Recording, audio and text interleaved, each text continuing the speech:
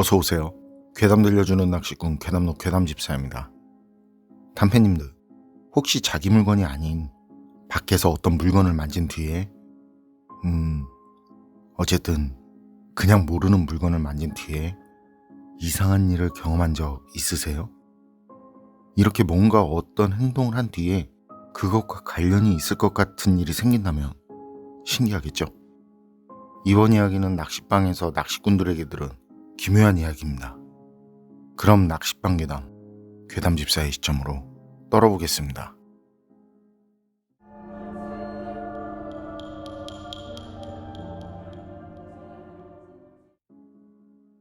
제가 소름 돋는 오싹한 얘기 하나 해드릴게요. 아버지는 지금도 그렇지만 제가 어릴 때부터 낚시를 엄청 좋아하셨어요. 저를 데리고 낚시터에 가신 적도 많고요. 그러다 제가 대학에 들어가고 조금 지나서인데 아버지께서 그동안 고생 많았다고 괜찮으면 같이 밤낚시나 갈래 하시더라고요. 전 낚시는 그닥 좋아하지 않는데 아버지께서 같이 가자고 하시면 거의 같이 갔던 터라. 그래서 그때도 같이 낚시를 갔었네요. 그때 아버지랑 같이 간 곳이 가평 어디였는데 정확한 위치는 아버지도 모른다고 하시네요. 그 시절엔 내비도 없었고 안내 책자를 보고 길을 찾아다니던 시절이었거든요. 그렇게 길을 찾아가다가 처음 계획했던 곳이 아닌데 가는 길에 도로 아래쪽을 보니까 너무 좋아 보여요. 그래서 가던 도중에 급하게 장소를 변경해서 그렇게 가게 된 곳이었거든요. 도로 위에서 볼 땐 쉽게 갈 수 있을 것 같았는데 막상 근처라고 생각되는 곳까지 내려가서 보니까 좀 헷갈려요. 그 위치에서도 그 근처 어디쯤이라고 생각되는 길을 따라 들어갔는데 어느 정도 들어가다 보니까 더 이상 차로는 들어갈 수 없는 길로 바뀌더라고요. 그런데 그 위치에서 눈앞에 도로 위에서 봤던 그 풍경 일부가 보여요. 아버지는 이제 다 왔나 보다고 차를 세워두고 좀 걸어서 들어가자고. 그래서 장비들을 나눠서 들고 산길을 걸어 들어갔는데요. 가다 보니까 산속이라 금방 어두워져요. 밤낚시를 생각하고 느지막이 나온 것도 있었지만 날도 흐린데다 거의 등산하는 기분이 들 정도인 곳이라 진짜 금방 어두워지더라고요. 아버지가 중간에 그냥 갈까 하시다가 그래도 거기까지 갔는데 조금 더 가보자로 바뀌시더라는. 밤낚시 경력 어제 오늘도 아니고 밤낚시 하면서 산길 걷는 것도 한두 번이 아니고 전 그때도 그냥 묵묵히 아버지 뒤를 따라 걸었어요. 그런데 가다 보니까 아이들이 앉아 있어요. 봉분이 많이 상한 그 무덤 주변에 다섯이서.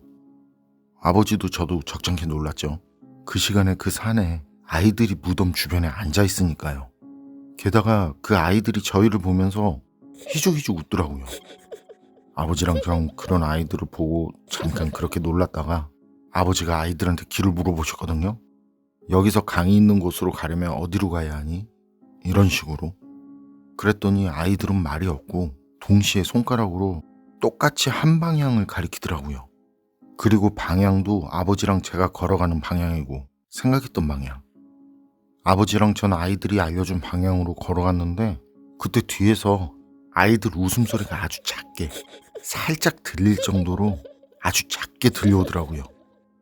그때 아버지가 걸어가시면서 전 아이 땐 다 그렇다고 별거 아닌 거에도 웃음이 나오고 그래서 제가 농담식으로 웃으면서 혹시 귀신 아니냐고 그랬더니 아버지가 웃으시면서 귀신은 무슨 귀신이냐고 그런 게 어딨냐고 그 근처 마을에 사는 아이들 아니겠냐고 그러면서 걸어간 기억도 나는데요. 조금 가다 보니까 방갈로까지 있는 낚시터가 나와요. 근데 영업은 하지 않는 것 같고 부분 철거를 한 흔적도 보이고 아주 낡은 방갈로더라고요. 아버지랑 제가 본 건 그런 낚시터가 아니었는데 그런데 아버지가 거기서 낚시를 하자고 하세요. 따로 평탄 작업을 해서 자리를 잡지 않아도 되겠고 앞에 수초대가 자라서 포인트도 좋아 보인다고 하세요. 전 사실 좀 그랬거든요. 어쨌거나 낚시가 분위기라는 것도 기대를 하는 건데 거긴 무슨 흉가 앞에서 낚시하는 기분이랄까요? 느낌이 딱 그랬거든요. 어쨌든 그땐 저도 낚시의자 등에 메고 손엔 낚시 가방이랑 들고 계속 걸어서 힘들고 아버지도 지치셨겠다 싶어서 거기서 자리를 잡았네요. 낚시를 시작하고 두어 시간 지났을지 싶어요. 아버지가 주무시는지 코 고는 소리가 들리더라고요. 많이 피곤하셨구나 하면서 다시 찌를 보는데 좀 그렇더라고요. 앞엔 흉가 비슷한 방갈로가 있고 거기서 누가 쳐다보는 것 같기도 하고 어디까지나 기분이겠지만요. 그런데 수면 위에 하얀 핸드볼 정도 크기? 그 정도 크기 되는데 그런 하얀 게 떠 있는 것처럼 보여요. 처음엔 하나가 뭉치듯이 생겨나더니만 그 주변으로 서너 개가 더 생겨나더라고요. 그러고는 처음엔 하나던 게 5개가 됐어요. 전 처음엔 그거 보면서도 무섭다기보다는 신기했어요. 낚시를 다니면서 그런 건 그때 처음 보는지라 그래서 아버지도 보셨으면 해서 주무시고 계신 아버지를 깨우려는데 그때 하얀 구체들이 조금씩 다시 작아지는 것 같더라고요. 그런데 그 순간 아버지가 허겁지겁 일어나세요. 뭐라 하시면서. 그리고 주변을 살피시다가 바로 물쪽을 보세요. 그때 그 수면 위에 있는 전보단 작아졌지만 그래도 그때까지는 아예 사라지지 않은 그 하얀 것들을 보셨거든요. 그거 보시면서 저보고 대접자고. 이후에 저도 아버지도 서둘러서 대접고 그 자리에서 나오는데 그 아이들 웃음소리 있죠. 들어올 때 들렸던 그 웃음소리. 그런 웃음소리가 들려요. 돌아보니까 뒤엔 아무것도 없는데. 전 기분이겠거니 했어요. 근데 아버지가 돌아보지 말라고 그러곤 다급하게 그 자리에서 나왔는데 집에 오는 길에 운전을 하시면서 그러세요. 아버지 자리에 형체만 알아볼 수 있는 그 곰방대라고 하죠. 짧은 담뱃대. 몸통은 다 썩어서 겨우 형체만 있고 앞뒤 쇠 부분도 녹이 슬어서 얼핏 보면 무슨 쇠뭉치 같은데 이게 좀 들여다보니까 곰방대 같더라는 거죠. 그래서 혹시 몰라서 그걸 조심스럽게 모아서 옆자리에 두셨다는데요. 그러다 잠이 드는 줄도 모르게 잠이 드셨는데 꿈속에 오면서 본 그 아이 5 있죠? 그 아이 5이 나타났다는 거죠. 그리고 그 아이들은 아버지랑 절 보고 웃으면서 우리 주변을 빠르게 막 기면서 돌더라는 거예요.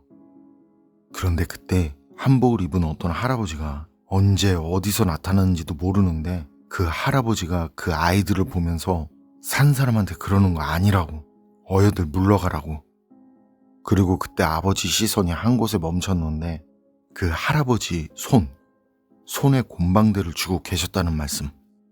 그러다 놀라서 일어나셔서 곰방대를 치운 자리 한번 보시고 앞을 봤는데 수면 위에 하얀 그것들이 5개가 떠 있으니까 그래서 급하게 거기서 나가자고 하신 거죠. 그리고 그 뒤 그 산속에서 아버지랑 같이 본 아이들도 그렇고 수면 위에 생긴 하얀 구체들도 그렇고 자다가 일어나신 아버지 말씀도 그렇고 머리로는 우연이라고 믿고 싶지만 마음은 그게 어렵더라고요. 그리고 그날 이후 아버지는 그런 존재들 있다라고 믿고 계시고요. 이건 아버지와 제가 가평에서 같이 경험한 실화입니다. 낚시꾼 얘기들은 낚시방 괴담은 여기까지인데요.